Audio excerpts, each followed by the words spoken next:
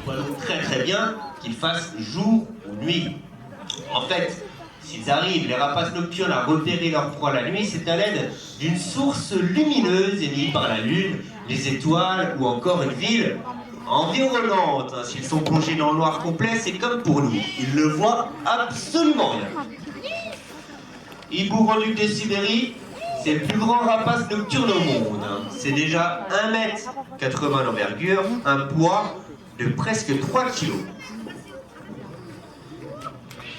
Sibérischen Ubu en allemand. Hibou peut reconnaître les hiboux des chouettes très facilement. Observez la tête de ces deux hiboux grand-ducs de Sibérie, on remarque deux plumes qui en dépassent, qui ressemblent un peu à des oreilles. Mais ce ne sont pas des oreilles, ce sont simplement des plumes qu'on appelle aigrettes. Les hiboux possèdent des aigrettes et les chouettes n'en ont pas. Et c'est là la seule différence entre les chouettes et les hiboux.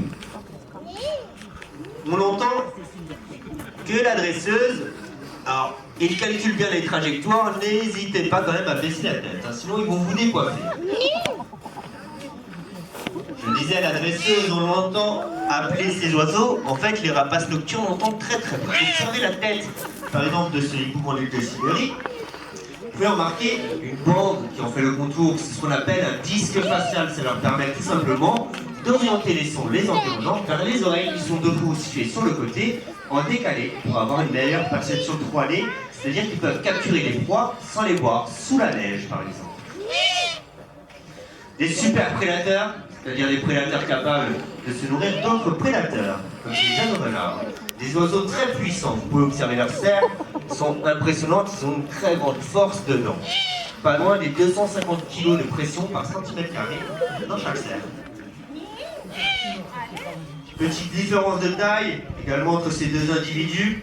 En fait, il y a un mâle et une femelle. Et dans le monde des rapaces, en général, le mâle est plus petit que la femelle. Généralement, celle-ci fait un tiers en plus du poids du mâle. Pour cela, la femelle, un peu plus grosse, un peu plus ronde, on l'appelle la forme. Et le mâle faisant un tiers en moins du poids de la femelle, lui, on l'appelle le tiercelet. Et donc là, sur le totem, on va l'appeler le tiercelet de hibou grand-duc de Sibérie.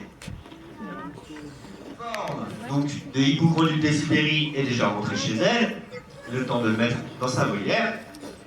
Et le mâle, eh bien, il est quasiment au décollage. Avec un bon battement d'aile pour finir en longue glissade et au